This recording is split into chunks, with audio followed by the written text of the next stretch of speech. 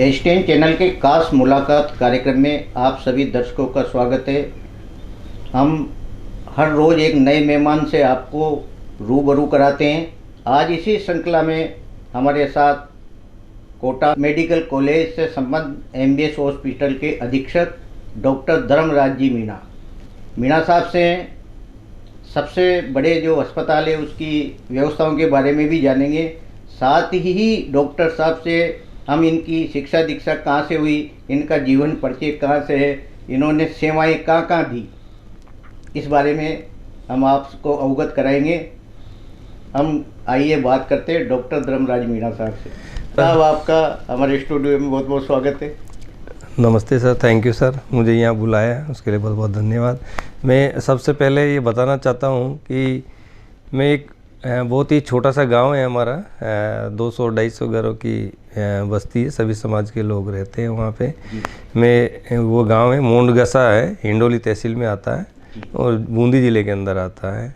और पास में दबलाना और अलोद गांव है। मोंडगसा को कम जानते हैं क्योंकि वो छोटा सा घर है वहाँ पे, तो मतलब थोड़े बहुत घर हैं, तो वहाँ पे शिक्षा का थोड़ा सा कम है, फिर भी वहाँ से कुछ लोग पढ़ाई किए।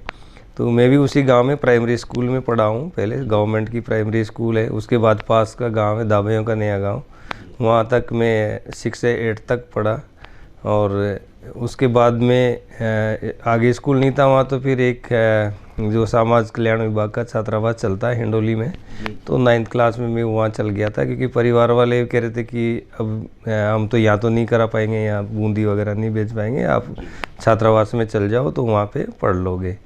फिर वहाँ पे पढ़ाई की और वहाँ पे मेरे अच्छे नंबर आए, तो फिर मैं उसी दौरान मेरे फादर की तबीयत ख़राब रहने लगी, तो मैं वापस गांव में आ गया।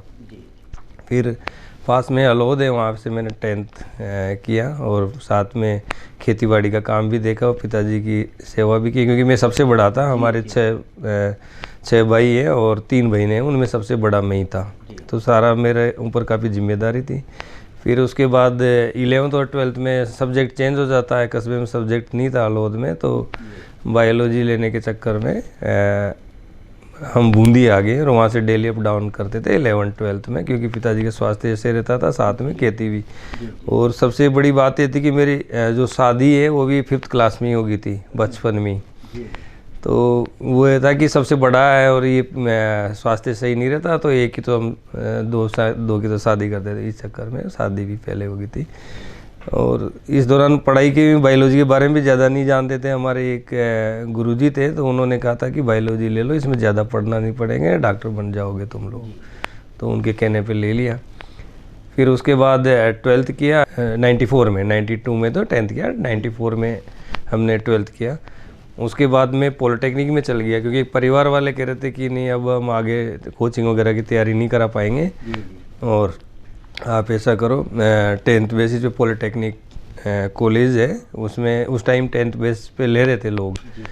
तो वो 10th बेस में मेरी मेरिट अच्छी थी, तो मैं ये पॉलिटेक्निक कॉलेज मिल गई। मैं ज़्यादा जानता नहीं था कि पॉलिटेक्निक क्या होता है, तो मैं यहाँ एक दिन वैसे ही फार्म, जब 12th के बाद पास करते फार्म भरते हैं लोग, तो उस दौरान मैं यहाँ फार्म लेने आया था कोटा में। तो मैंने यहाँ आईएल देखा, तो मैंने ये आईएल की बिल्डिंग देखी, मैंने कोई ऐसी में नौकरी करनी चाहिए ऐसी में, तो वो थोड़ा सा दिमाग में था कि आईएल है, तो वो ब्रांच भी मैंने आईएल भर दी और मैं पॉलिटेक्निक में अजमेर चल गया। लेकिन ईश्वर कहते हैं नहीं कि जिसको जहाँ जाना होता है वहीं जाते हैं, तो मैं वहाँ पे जब गया, अजमेर मिला मेरे को, तो बारिश में हम रात को बस के ऊपर सारे सामान भर के कट्टे में, और हम वहाँ चल गए। अब कमरा कहाँ ले, क्योंकि शहर में तो कमरे ज़्यादा महंगे मिलते हैं। रात में पहुँचे तो पास में गांव था वहाँ पे अजमेर के पास, तो उनके यहाँ गांव में रुके। तो एक अम्मा जी थे, तो उन्होंने गाय भैंसे बंधी थी छप्पर में, भैया यहाँ सो जाओ, सुबह हम देख लेना। तो ऐसे करके मैं वहाँ चल गया। फिर मेरा वहाँ मन नहीं लगा, वहाँ पे रैकिंग वगैरह थोड़ा माहौल सही नहीं था, तो मैं घर वालों को बिगर बताए जयपुर पहुंच गया, क्योंकि मेरे घर वालों ने 5,000 रुपये दिए थे, तो मेरे पास 2700 रुपये समथिंग बच रहे थे। तो वो लेके मैं सुबह वहाँ पे अजमेर से गया, वहाँ चौराहे पे बैठे हुए थे, अखबार में देखा कि फिजिक्स कहाँ अच्छी पढ़ाते हैं, तो उसमें काला कोचिंग का एड आ रहा था, तो उसको देख के ही मैं घर वालों को बिगर बताए जयपुर पहुँच गया। और घर वालों को पता भी नहीं, वो तो सोच रहे कि पॉलिटेक्निक, क्योंकि वो अपनी जिम्मेदारी से मुक्त होना चाह रहे थे कि नहीं ये तो पॉलिटेक्निक में हो गया, अब हमारी जिम्मेदारी खत्म, तेरे पास 5,000 रुपये, अब तू ट्रेनिंग करके देख ले और बाद में। तो उन्होंने तो अपने उससे था कि ठीक है। तो उसके बाद मैं अजमेर गया और वहाँ पे काला साहब काला कोचिंग सेंटर चलाते हैं, तो उनके पास वो एड को देख के मैं गया, साहब मुझे फिजिक्स पढ़नी है, मेरी फिजिक्स थोड़ी वीक थी, ये ठीक हो जाएगी तो बाकी सब्जेक्ट तो मैं पढ़ लूँगा और मेरा डॉक्टरी में सिलेक्शन हो जाएगा। तो ऐसे करके मैं वहाँ पे गया, तो काला साहब ने पता नहीं उन्होंने क्या देखा कि नहीं ठीक है हम तेरे को एडमिशन दे देंगे, लेकिन उनको ये थोड़ी पता था कि केवल पढ़ने के लिए, इनके तो रहने की भी समस्या है, सारा सब कुछ है। 10 दिन में पोलो विक्ट्री बस स्टैंड वहाँ पे बेंच पे सो जाता, चादर लगा के रोज़ाना 10 दिन तक गया। फिर मैंने कहा कि सब मुझे कोचिंग नहीं करनी, मेरे तो रहने की व्यवस्था नहीं है। तो उन्होंने कि यार ये तो तेरे को पहले देखना चाहिए था, रहने की व्यवस्था नहीं है। तो पैसे तो उन्होंने ही ले लिए मेरे सारे, 2500 रुपये उन्होंने, 200 रुपये मेरे को छोड़े। तो मेरे को रहूँगा कहाँ। तो उन्होंने कहा कि ऐसा करो, हमारे उसके 4-5 बच्चे रहते थे हॉस्टल में, 4-5 कमरे किराए से दे रखे जिस बिल्डिंग में वो रहते थे, चौड़ा रास्ता में। तो मैंने को सर उन्होंने कि इसके साथ रह लो। अब वो जिसके जितेंद्र था एक लड़का, उसके साथ रख दिया मैंने, खेतड़ी का। तो 2-4 दिन उन्होंने रखा, क्योंकि मैं तो मेरा स्टॉप ले गया, खाना वाना मैं खुद ही बनाने था, सारे सामान थे मेरे पास, घर से बांध के लेके गया था जो। तो 2-4 दिन बाद उसने मना कर दिया सर को कि नहीं मैं तो इसको नहीं रखूँ, ये तो खाना बनाएगा तो मैं डिस्टर्ब होऊंगा। फिर दूसरे दिन 2-4 दिन निकले, फिर एक मेरे जैसा ही था सुरताराम विश्नोई, उसके भी मदर फादर नहीं थे और उसका जो भाई था उन्होंने उसको पढ़ने के लिए भेजा था। तो हमारे हम 2 महीने 1-1.5 महीने साथ में रहे, लेकिन उसके साथ फिर प्रॉब्लम होगी कि वो फीस भी नहीं दे पा रहा था। अच्छा। तो वो फिर छोड़ के चल गया, अब मैं फिर वापस अकेला हो गया। तो उस टाइम वो प्लेग का थोड़ा सा आया था, प्लेग था उस टाइम, जो चूहे हुए थे। तो सर के क्या लाई एक वो था स्टोर, उसमें सर की किताब चलती थी काला कोचिंग, उसकी अनबाइंडिंग उस कमरे में ऐसे ही बिखरे हुए थे। तो मेरे को ऐसे ध्यान आया कि सर ने कहा कि यार अब तो प्लेग आ गया और चूहे भी बहुत आ रहे हैं। तो मैंने उनको सुझाव दिया, मैंने को सर आपके जो ये कमरा है ना इसको खोल के मुझे दिखाओ। तो उन्होंने मेरे को दिखाया, उनके जो सर्वेंट था उन्होंने खोल दिया वो सारा ऐसे। तो मैंने सर इसकी चाबी मुझे दे दो, वो सारी मैंने ऐसे लाइन करके पूरा 1/3 कमरा, मतलब 1/3 में आ गया और 2/3 खाली हो गया। और इसमें एक बॉक्स निकला था, तो वो बॉक्स मेरे सोने के काम आ गया। तो ऐसे करके मैं वहाँ पढ़ाई PMT के लिए तैयारी करी। इसी दौरान ये गलता जी में कार्तिक स्नान होते, तो मेरे चाचा का लड़का वहाँ से, मैं सुबह जा रहा था, इसने देख लिया मेरे को कि इसने मेरे फादर को सूचित किया कि आपका बच्चा तो वहाँ पे देखा था मैंने कि वो तो वहाँ था। मैं उनसे नज़र भी बचाने की कोशिश की, लेकिन उसने आइडेंटिफाई कर लिया। तो उसके बाद जब मैंने उनको समझाया भी, उन्होंने कहा कि मैं तो फादर को बताऊँ, तेरे पापा को बताऊँगा, और तेरे पास तो सर्दी के कपड़े नहीं है, अभी तो बारिश के टाइम आया था घर से, तो इसलिए उन्होंने बता दिया। पिताजी को पता चला कि नहीं मेरे को तो कोचिंग भी नहीं करानी, पढ़ाना भी नहीं है, गांव में गन्ने के हमारे गुड़ बनाते हैं, तो काम कौन करेगा, तो चल वापस। तो वो दूसरे तीसरे दिन मेरे को वापस वहाँ से ले आए और खेती बाड़ी के लिए। तो अब आने के लिए पहले हम सोचते थे कि 2 रुपये भी खर्च करते हैं तो बड़ा सोच समझ के करते थे। तो हम बस से नहीं आते थे, ट्रक से ही जाते आते थे, ट्रक में कम किराया लगता है। तो हम वहाँ से पैदल जालाना आए और वहाँ से वो कट्टे में सामान भर के किताबें तीनों ही, मेरे चाचा का लड़का जिसने बताया, जो मेरे फादर और मैं ट्रक में शाम के टाइम बैठ के, अब उनको नींद आ गई, उनको उतारना था बूंदी। अब मैं उनको नींद आने के बाद मैंने सोचा मेरे को कैसे तैसे करके कोटा पहुंच जाएंगे अपन, फिर अपन वापस नहीं आएंगे। तो उनको नींद आ गई, मेरे को नींद नहीं आई। उनकी तालाब के किनारे आके, अपने जो तालाब है कोटा का, तो वहाँ आके उनकी नींद खुली। तो मैंने कहा ये तो कोटा आ गया।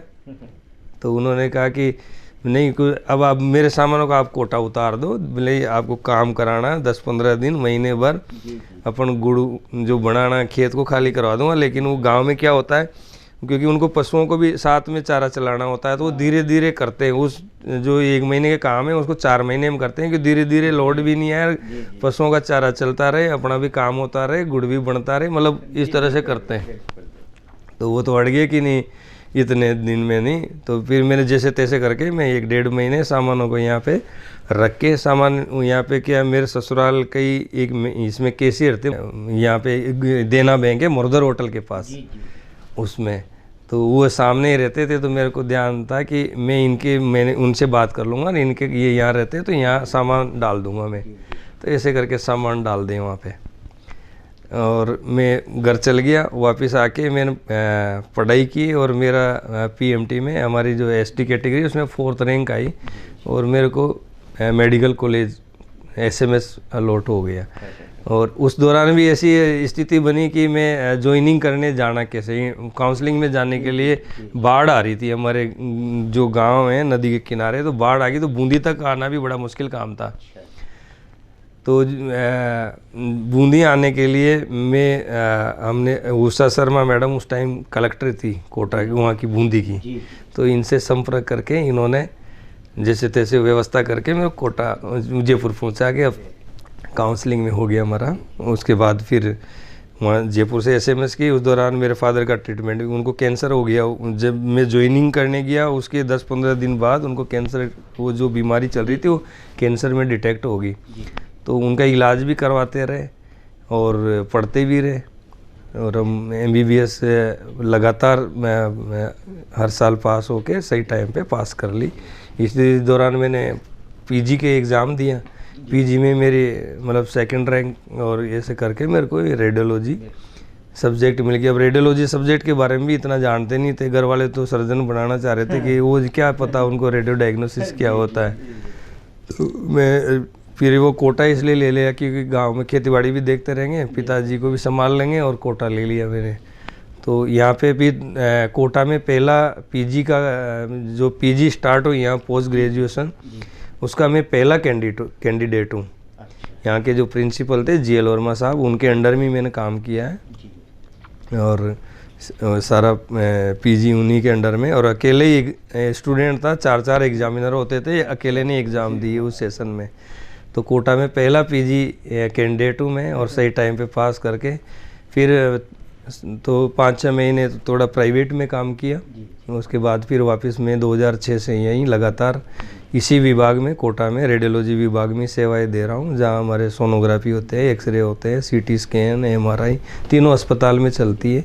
तो ऐसे करके तो मैं एक जो बेसिक चीज़ है कि मरीजों का जो क्या दर्द होता है उन चीज़ों से हम गुजरे हैं, और गरीबी क्या होती है वो भी देखी है, और हर व्यक्ति की हम पीड़ा मतलब समझने की कोशिश करते हैं, क्योंकि उनकी फीलिंग्स हमें पता है कि वो कैसे यहाँ मरीज़ आता है। तो अभी मैं पूरा टाइम कोशिश यही करता हूँ कि मैं सभी का सपोर्ट लेते हुए, सभी का साथ लेते हुए इसको अच्छी तरह से चलाने की। आपने संघर्ष के दिन देखे और आज के युवा के लिए मार्गदर्शन का मार्गदर्शन है ये कि किस तरह मतलब संघर्ष करके और अपना एक भविष्य निर्माण करते हैं।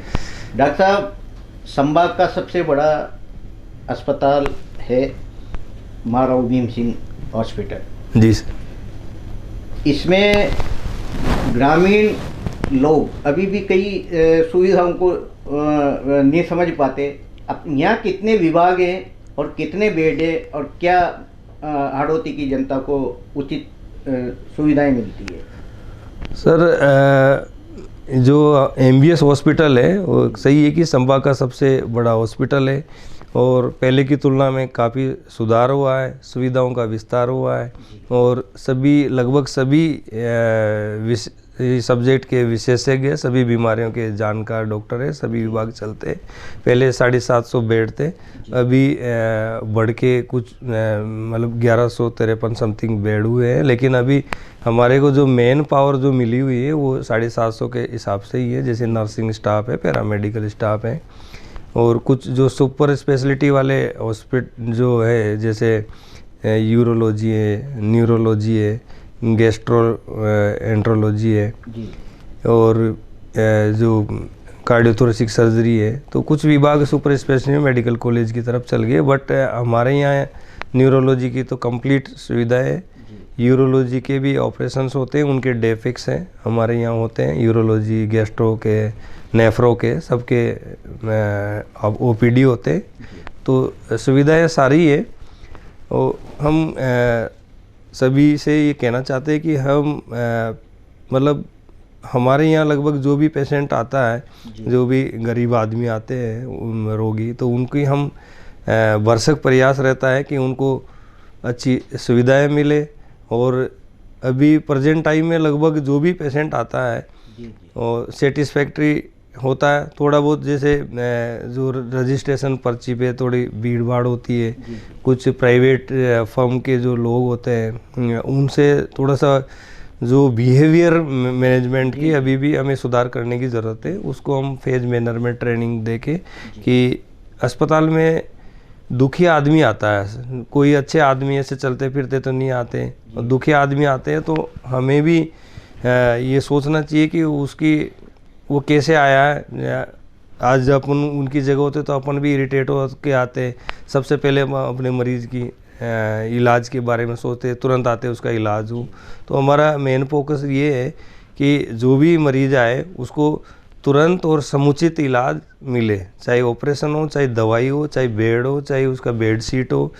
और उसके तीमारदार को परेशान होने की ज़रूरत नहीं है। उसके लिए भी हम जैसे वेटिंग एरिया डिसाइड करेंगे या उनसे मिलने जुलने का टाइम डिसाइड करेंगे, और उनको ठहरने का जो है या कोई चीज़ वो खाने पीने का से संबंधित है उनकी, तो वो सारी चीज़ें हम धीरे धीरे कर रहे हैं। एक हमारा सबसे बड़ा मुद्दा रहता है साफ़ सफाई का, क्योंकि हमारी जो बिल्डिंग है पुरानी काफ़ी हो चुकी है। हम उसको साफ़ सफाई के साथ उसका रिनोवेशन, मेंटेनेंस धीरे धीरे वो भी लेंगे वार्ड टू वार्ड, क्योंकि बिल्डिंग पुरानी तो उसको हम कितना ही साफ़ सफाई कर ले, कितने ये कर ले, लेकिन वो जो उसमें अपन नई बिल्डिंग से कंपैरिजन करें तो वो चीज़ उसमें नहीं आ पाती है। तो उसको भी हम एक एक वार्ड करके ऐसा सुधारने की कोशिश करेंगे। दूसरा, जो काउंटर्स पे लाइन है उसको भी हम थोड़ा सा, आजकल आधुनिक ज़माना है, इंटरनेट का ज़माना है, और सॉफ्टवेयर जनरेट करेंगे इस तरह से, तो उस लाइन को भी हम कम करने की कोशिश करेंगे। और जो सुविधाएं हैं टॉयलेट्स वगैरह पेशेंट्स को वो प्रॉपर मिले। तो ये सारी चीज़ें हम एक एक करके देख रहे हैं। और नए जो अभी भवन बने हैं, 2 नए ओपीडी बिल्डिंग है, उसमें अभी जैसे ऑक्सीजन से रिलेटेड कुछ समस्या है उसको भी हम दूर करने की कोशिश करेंगे। और जो आईपीडी अभी बन के हमें हैंड ओवर नहीं हो, वो भी बहुत अच्छा बना है। जब वो चल जाएगा तो बहुत सारी चीज़ें हमारी वैसे सॉर्ट आउट हो जाएगी। तो हम भी ये चाहते हैं कि हमारा सबसे बड़ा जो गंदगी से रिलेटेड मैटर है, जैसे कोई कहीं भी पान पी थूक जाता है, गुटखा खा जाते हैं, तो पब्लिक से भी या आम जनता से भी हम उम्मीद करते हैं कि ये अस्पताल जितना हमारा है उतना आपका भी है। और इस पे सभी को ध्यान देना चाहिए कि कोई भी ज़रूरी नहीं हम ही टोके। आप अस्पताल जाते हो और किसी दूसरे को देखते हो तो उसको कम से कम एक बार, भैया यहाँ पे ऐसा नहीं करे, ये अपना ही अस्पताल है। तो पब्लिक में अवेयरनेस की बहुत ज़रूरत है, स्पेशली हॉस्पिटल जैसी जगह पर अपन स्वस्थ होने के लिए आते हैं और वो उसको गंदा करके चल जाए तो ये एक अच्छी बात नहीं है। तो हमारा ये है मेन जो है मोटो। सर डॉक्टर साहब, एमबीएस हॉस्पिटल में क्यूबिकल और कॉटेज वार्ड है, डिलक्स वार्ड भी है, और भी महती आवश्यकता है क्या? जैसे भर्ती रोगी आते हैं या इस तरह की जो डिमांड आती है वीआईपी? हाँ सर, इसमें मैं कहना चाहूँगा कि जो हमारा नया आईपीडी जो ब्लॉक बना है, इसमें कॉटेज है, लगभग 40 कॉटेज है, नए बिल्कुल आधुनिक तरीके से बने हुए हैं, जिसमें किचन है, लेट बाथ अटैच है। जब वो चालू हो जाएगा तो वो भी है, और नए जो हमारे पास पर्याप्त मात्रा में डिलक्स भी है, और कुछ नए भी बने हैं, कुछ कॉटेज वार्ड वो भी है। तो उनको भी हम मतलब संरक्षित रखें और उनको टाइम टू टाइम हम उसको भी मेंटेन रखेंगे, तो वो भी एक अच्छा पर्याप्त स्पेस है हमारे पास इन सारी चीज़ों का। तो ये है कि अभी स्पेशली अभी जो गवर्नमेंट का भी जो नई गवर्नमेंट आई उसका स्पेशली अस्पतालों पे, स्वच्छता पे, इस पे बड़ा फोकस है।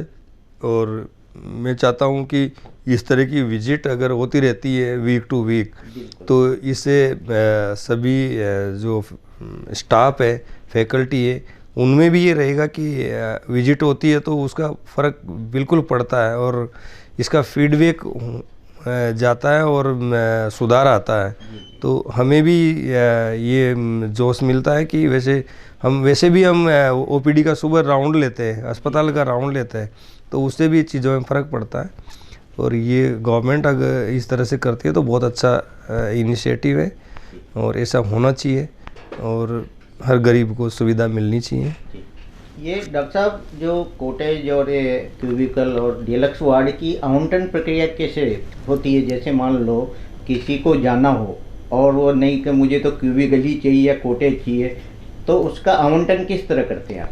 सर, सबसे पहले तो ये देखा जाता है पेशेंट का इस मतलब सीरियस कितना है, क्या वेंटिलेटर की ज़रूरत है कि नहीं है। तो ऐसे को अपन कॉटेज में नहीं कर सकते। वेंटिलेटर होता है तो ऊपर एक प्रॉपर जगह चिन्हित होती है उनके लिए कि जैसे आईसीयू में रहेगा, तो उनको छोड़ के बाकी कोई भी मरीज़ अगर अब ये चाहता है कि उसका ट्रीटिंग डॉक्टर वहाँ तक जा सकता है, या तो उसका ट्रीटिंग डॉक्टर अगर रिकमेंड करता है कॉटेज के लिए और वो अफोर्डेबल है, उसका कुछ पेमेंट होता है डीलक्स का, कॉटेज का, तो हम उनको अलॉट कर देते हैं। अभी तक तो ऐसी कोई शॉर्टेज जैसी कोई स्थिति नहीं। कभी वीआईपी मूवमेंट होता तो हम 1-2 रिजर्व रखते हैं, बाकी ऐसा कुछ नहीं।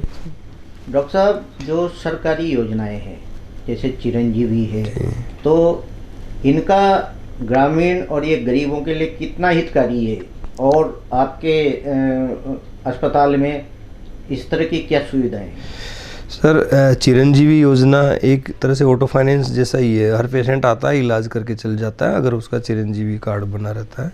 और अब आयुष्मान और अच्छा है, क्योंकि आयुष्मान में जैसे अभी चिरंजीवी में तो एमपी के, यूपी के, बिहार के या अदर स्टेट के जो भी पेशेंट आते हैं उनको दिक्कत होती है चिरंजीवी में, क्योंकि उनका कार्ड नहीं होता। लेकिन आयुष्मान भारत अगर जब बन रहा है तो ये सब जगह लागू होगा और सबको सुविधाएं मिलेगी इससे। कहीं भी हिंदुस्तान हाँ, में कहीं पे भी जाएगा। तो अभी हमारे सामने आए दिन प्रॉब्लम होती है क्योंकि गरीब पेशेंट अगर आ जाता है और वो यहाँ उसका अफोर्ड नहीं कर पाता है तो फिर उसको बड़ी दिक्कत आती है। तो हम चाहते हैं कि इस तरह की योजनाएं से बिल्कुल फ़ायदा होता है मरीजों को। और मरीज़ आज की तारीख में ऐसा है कि अस्पताल में कोई भी पेशेंट आता है तो उसका हम ऑलमोस्ट फ्री होता है उसका, अगर वो स्पेशली कुछ डिफरेंट डिमांड नहीं करता है जो हमारे सूची में है उसमें होता, तो हम उसका बिल्कुल इलाज पूरा करते हैं। और हर पेशेंट सेटिस्फाई है, उसको ये लगता है कि आज कोई बीमार पड़ता है तो एकदम फ्री होकर सेटिस्फाई होकर अपना इलाज करा के जाता है। क्योंकि इलाज ऐसी चीज़ है, स्पेशली जैसे रोड साइड एक्सीडेंट हो गया, अनएक्सपेक्टेड है, उसको पता ही नहीं है, सब कुछ सही चल रहा है और एकदम एक्सीडेंट होता है, तो उस चीज़ को उसका परिवार ही समझ सकता है जिसके साथ हैपनिंग होती है। क्योंकि सब कुछ सही चलते हुए एकदम इस तरह की आपात स्थिति आ जाती है और उसको इलाज कराने के लिए क्या क्या करना पड़ता है। पहले की स्थिति में ऐसा होता था, कभी वो चीज़ें गिरवी रख के आता था, ज़मीन गिरवी रखते थे, अपने ऑर्नामेंट्स जो गहने रख के आता था, तो ऐसी स्थिति उत्पन्न होती थी, पूरा डिस्टर्बेंस हो जाता था पूरे फैमिली। आज इलाज होता है, अस्पताल में पेशेंट भर्ती होता है, उसका इलाज होता है, बाकी सब एजिट चलता रहता है। हालांकि पेशेंट को उस टाइम का जो उसका नुकसान तो होता है, डिसेबिलिटी भी आती है कई बार ठीक होती है, वो वाली चीज़ को छोड़ के फाइनेंस की तरफ से उसको काफ़ी आज़ादी रहती है। ये इस तरह की गवर्नमेंट को स्कीम जो स्पेशली इस चीज़ में तो होना चाहिए चिकित्सा में। डॉक्टर साहब, दवाइयों की क्या स्थिति है? जो दवाएं मरीज को आप लोग लिखते हो तो वो दवाएं उपलब्धता है?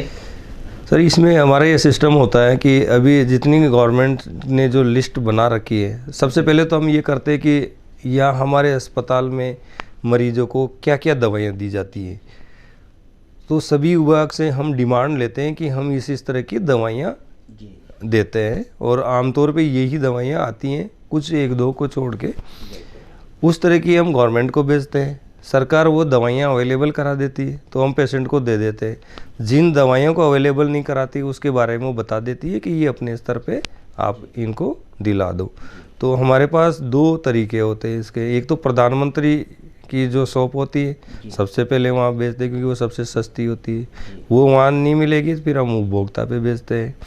और कई बार हमें ये लगता है कि बहुत ज़्यादा दवाइयाँ आ रही है और उपभोक्ता की भी दवाइयाँ महंगी हैं, तो हम जो RGHS की जो शॉप है बाहर उनसे पूछते हैं या उनको बुलाते हैं या उनको ऑनलाइन पे हम ऑनलाइन डालते हैं, तो जो भी हमें कम रेट में या अच्छी दवाई देगा उसको हम लेके हमारे स्टोर में रखवा देते हैं। जैसे जो मरीज आता है उसको फ्री मिलती है। डॉक्टर साहब, संभाग का सबसे बड़ा अस्पताल है, कई मरीज आते हैं, सीटी स्कैन की समस्या क्या है? ये कई बार देखने को सर मिलती है। इसमें प्रयास क्या है हॉस्पिटल के? हाँ, इसमें ये है सर, अभी फिलहाल हमारे जो सीटी स्कैन का क्या था, ये पब्लिक प्राइवेट पार्टनरशिप में थी एमबीएस की पिछले काफ़ी सालों से। पहले एक फर्म थी, उसके बाद दूसरी फर्म थी, उनको ये बाद वाली फर्म को 7 साल के लिए दिया था। इनका अक्टूबर में कार्य वो पूरा हो गया था, 30 अक्टूबर को।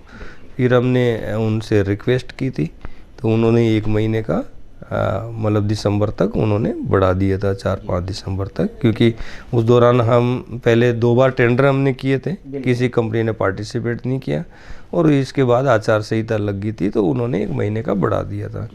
अब आचार संहिता के बाद जैसे ही गवर्नमेंट बनी तो उन्होंने नई जो भी कोई फाइनेंशियल से संबंधित है उस पर रोक लगा दी थी। तो अभी हमारा इसका टेंडर प्रक्रियाधीन है। इस दौरान जो भी पेशेंट आते हैं, हमने 1 बस और 2-3 एम्बुलेंस लगा रखी है विद स्टाफ। हमारे पास नई मेडिकल, वहाँ से जो न्यू मेडिकल कॉलेज हॉस्पिटल है वहाँ पे 24 आवर से हमारा सीटी स्कैन चलती है। वहाँ पे पेशेंट जाते हैं, तुरंत करा के आ जाते हैं रिपोर्ट। ये हमारी इसके सीटी के लिए कर रखा है। एमआरआई का भी हमारे न्यू मेडिकल कॉलेज हॉस्पिटल में एमआरआई मशीन है, उनके लिए भी पेशेंट्स को वहीं भेज रहे हैं अभी। और हम अभी जल्दी ही चाहते हैं कि एमबीएस में भी एमआरआई लगनी चाहिए, और उसके लिए प्रयास कर रहे हैं प्रिंसिपल साहब मैडम से और गवर्नमेंट से आगे उसका देख के। आप अधीक्षक हैं सर एमबीएस हॉस्पिटल के, क्या क्या उपकरणों की महती आवश्यकता है जो सरकार से आप मांग करना चाहते हैं सर, ताकि रोगियों को अच्छा उपचार मिले? सर, सबसे पहले जो आप ही ने बताया, सीटी स्कैन सबसे पहले होनी चाहिए, और 24 आवर्स चलनी चाहिए, और अच्छी गुणवत्ता वाली मशीन होनी चाहिए। हालांकि एमबीएस में भी होनी चाहिए और जेकेलॉन में भी होनी चाहिए, क्योंकि दोनों तरफ का काफ़ी वर्कलोड होता है। तो 2 मशीन तो होनी चाहिए सीटी स्कैन की, और एक एमआरआई की मशीन होनी चाहिए अच्छी गुणवत्ता वाली, 1.5 या 3 टेस्ला मशीन, आजकल 3 टेस्ला मशीन है। तो ये मशीन एमआरआई की ज़रूरत है यहाँ पे। और उसके अलावा जो हमारे जो नए आईपीडी जो ओपीडी है, इसमें आईपीडी में उपकरणों की आवश्यकता है, तो उसका तो चल रहा है टेंडर प्रक्रिया। और जो न्यू ओपीडी ब्लॉक है, इसका अभी पूर्ण क्षमता से हम काम नहीं ले पा रहे हैं, क्योंकि हमारी इमरजेंसी वगैरह हम इधर स्थापित करना चाह रहे हैं। लेकिन इसके लिए अभी हमारे जो ऑक्सीजन पाइपलाइन एमजीपीएस सिस्टम है, वो इसमें लगाया नहीं अभी। तो उसके लिए हम प्रयास करते हैं, जैसे एमजीपीएस सिस्टम लग जाता है तो सभी वार्ड में जो इमरजेंसी ओटी है, एक ओटी है इसमें, एक माइनर ओटी, एक मेन ओटी है, और जो आईसीयू बेड है उस पर ऑक्सीजन लाइन पहुंच जाएगी। तो ये पूर्ण क्षमता से चलेगा तो काफ़ी सारी चीज़ें सॉल्व हो जाएगी। डॉक्टर साहब, यहाँ साइकिल स्टैंड की एक अव्यवस्था सी देखी जाती है, तो आपके क्या प्रयास होंगे कि एक सुनियोजित तरीके से एक स्टैंड का निर्माण हो ताकि आमजन को सुविधा मिल सके? बिल्कुल सर, सबसे पहले तो हम भी चाहते हैं कि 1-2 फ्रंट पे इधर आते पार्किंग है, तो हम ये यूआईटी से पहले ही प्रपोजल था कि ये जो गार्डन है ये सारे ख़राब हो रहे हैं, इनको भी एमबीएस की जो पुरानी बिल्डिंग है उसका फेस लिफ्टिंग करके, और ये जो गार्डन है इनको भी डेवलप किया जाएगा। अभी बाउंड्री का काम चल रहा है यूआईटी का। अब देखो अब क्या होता है गार्डन का और इसका फेस लिफ्टिंग का। बाकी ये पार्किंग का हम नई निविदा जारी करेंगे इसका, जैसे ही ये ख़त्म होएगा। और अभी जो स्टाफ पार्किंग है इसको हमने अंडरग्राउंड जो न्यू ओपीडी ब्लॉक है इसके अंदर स्थापित किया है। तो जो अव्यवस्थित इधर उधर वाहन, मोटरसाइकिल, कार वगैरह जो खड़ी है उसको हम बैरिकेड्स और लगा के गार्ड उसको सुव्यवस्थित करें, स्टाफ पार्किंग एक साइड कर रहे हैं।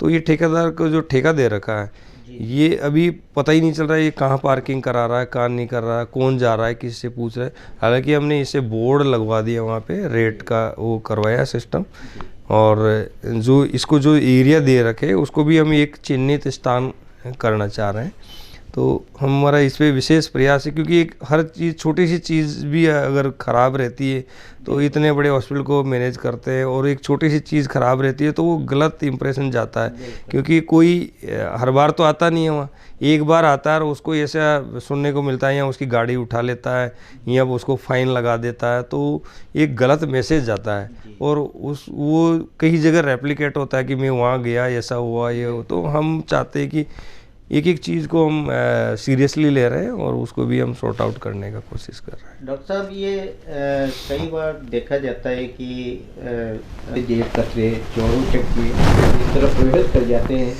तो ये तो ये एकाएक तो नहीं रोका जा सकता, लेकिन इसके लिए क्या व्यवस्थाएं हॉस्पिटल प्रशासन की तरफ से की गई है? हाँ, इसके लिए ये कि सबसे बड़ा तो क्या है, एक तो MBS का जो कैंपस है काफ़ी लंबा चौड़ा है, वो JK लोन का उसी से मिला हुआ है कैंपस है। पीछे हॉस्टल है, PG के हॉस्टल है, नर्सिंग कॉलेज उसके अंदर है, और कुछ सरकारी आवास भी उसी के अंदर है, कुछ खंडर स्थिति में जिनमें कोई नहीं रहता। तो ये सारी चीज़ ये चोरों के एक तरह से बढ़ावा देते हैं, क्योंकि सारी जगह से गेट खुला होना, कैंपस का इतना बड़ा होना, तो सबसे पहले तो हम एक लिमिटेड गेट रखें उसके लिए। तो वो हमने प्रयास किए थे कि अस्पताल में जितने भी छोटे जो गेट है उनको बंद करवाया है, और जो गेट खुले हैं उस पर गार्ड के सुनिश्चित किया है कि यहाँ पे 24 आवर्स गार्ड रहेंगे। और जब अधिकतर जो चोरी करते हैं वहाँ पे वो स्मैकची है, नयापुरा साइड पे, स्टेशन साइड के जो स्मैकची, और कुछ दवाई वहाँ पे OST सेंटर चलता है नशा मुक्ति केंद्र, तो उस पर दवाइयाँ लेने हम भी आते हैं, तो उनको सारी चीज़ें पता है कि कहाँ चीज़ क्या रखी हुई है। तो हमने स्पेशली गार्ड बढ़ाए हैं, बीच में हमने जो होम गार्ड्स वाली उनकी भी लिए, पुलिस चौकी को भी हम बराबर इन्फॉर्म करते हैं। जो चोर होते हैं उनके फ़ोटो हम निकलाते हैं, उससे उनको आइडेंटिफाई करते, उनको पकड़ाते। लेकिन वो स्मैकची, अधिकतर जो है स्मैकची निकलते हैं वो लोग, फिर वो वापस आ जाते हैं। अब वो पेशेंट के बहाने टॉयलेट में घुस जाते हैं, वहाँ से टोटियाँ खोल लेते हैं या कोई गेट काट लेते हैं। सबसे बड़ा जो नुकसान करते हैं हमारे ऑक्सीजन पाइपलाइन को, इसको, क्योंकि वो कॉपर होता है, काफ़ी कॉस्टली होता है, उनको पता है कहाँ कहाँ AC लगाओ, तो हम इनकी इतनी सिक्योरिटी, हम CCTV लगा रहे हैं जहाँ जहाँ पे भी AC और जिस तरह की जो इस तरह की वारदात होती है, तो वो हम बढ़ा रहे हैं, गश्त बढ़ाएंगे, गार्ड बढ़ाएंगे इसके लिए, और वो कर भी रहे हैं हम। और जो इस तरह के पॉइंट्स हैं वहाँ CCTV लगाने की कोशिश कर रहे हैं। और जो अंदर कुछ अभी निर्माण चल रहे थे बीच में, तो कुछ झुग्गी झोपड़ियाँ अंदर बसा दी गई है, वो मजदूरों की, ठेकेदारों ने पहले से थी, तो उनको भी हम हटाने के लिए तुरंत उनको भी हम वहाँ से हटवाएंगे। तो बहुत सारी चीज़ें हमारी वैसे ही सॉर्ट आउट हो जाएगी, बाउंड्री ठीक हो जाएगी, गार्ड बढ़ा देंगे, कैमरे लगा देंगे, और उन बस्तियों को हटा के और सारी साफ सफाई करके पूरा ये करेंगे। डॉक्टर साहब, आपके कार्यकाल में आप क्या अस्पताल के क्या उपलब्धि देकर जाने की आपकी मंशा है? सर, मैं तो ये चाहता हूँ कि यहाँ पे कोई भी गरीब या कोई भी इलाज कराने आए, वो बिल्कुल उसका समुचित इलाज हो, और हमें मतलब उसकी तरफ से कोई शिकायत नहीं मिले। और ये है कि ये हॉस्पिटल है, एक प्राइवेट हॉस्पिटल जो होते हैं उनसे बेहतर हॉस्पिटल बनना चाहिए, और एक कॉरपोरेट जो हॉस्पिटल होते हैं, क्योंकि सरकार की और किसी की तरफ से कोई हमारे को ऐसी कोई कमी नहीं रहती है, बस इच्छा शक्ति और लोगों का आपस में मिलकर काम करने का जो होता है। और लोग अगर यहाँ के सपोर्ट करते हैं, पब्लिक सपोर्ट करती है कि ये अस्पताल को कैसे सुंदर रखें, तो हम इस अस्पताल को एक बिल्कुल गार्डन जैसा बनाना चाहते हैं, कि जो भीड़ अस्पताल के अंदर जो लगती है, तो उनके परिजन यहाँ पे जैसे गार्डन में बैठ के खाना खाए, और एक प्रॉपर जगह पे अपना वेस्ट मटेरियल डिस्पोजल करे, उनको कपड़े सुखाने की एक समुचित जगह दी जाए, उनको खाना खाने की जगह दी जाए, और उनकी पार्किंग व्यवस्थित हो, मरीज अनावश्यक व्यक्ति अस्पताल के अंदर नहीं घुसे, तो उनको कार्ड सिस्टम से अंदर जाना जाए। दूसरा, हमारे जो ऑफिस है उसमें भी हम पासवर्ड से ही वो लोग ही जाए जो वहाँ कार्मिक है, उसके अलावा अनवांटेड लोग नहीं जाए। और एक एडमिनिस्ट्रेटिव ब्लॉक होना चाहिए, और हर वार्ड में डेली बेड शीट चेंज होनी चाहिए, हर पलंग अच्छा होना चाहिए, बढ़िया साफ़ सफाई होनी चाहिए, पर्दे लगे हुए होने चाहिए, और जो है मतलब अस्पताल एक बिल्कुल ऐसा सुंदर सा लगना चाहिए, और सारा पार्किंग गार्डन वगैरह अच्छे होने चाहिए। तो ये सब अगर सब मिलके करें तो कोई बड़ी बात नहीं है, ऐसा कर सकते हैं। अब ये बाकी ईश्वर चाहता है कैसे क्या करें, हम तो हमारे प्रयास कर सकते हैं। एमबीएस अस्पताल के अधीक्षक डॉक्टर धर्मराज जी मीना।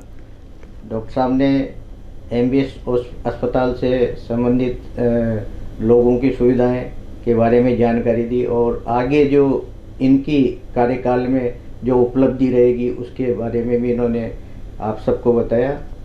डॉक्टर साहब, आप हमारे स्टूडेंट बताए, बहुत बहुत धन्यवाद। Thank you sir, thank you.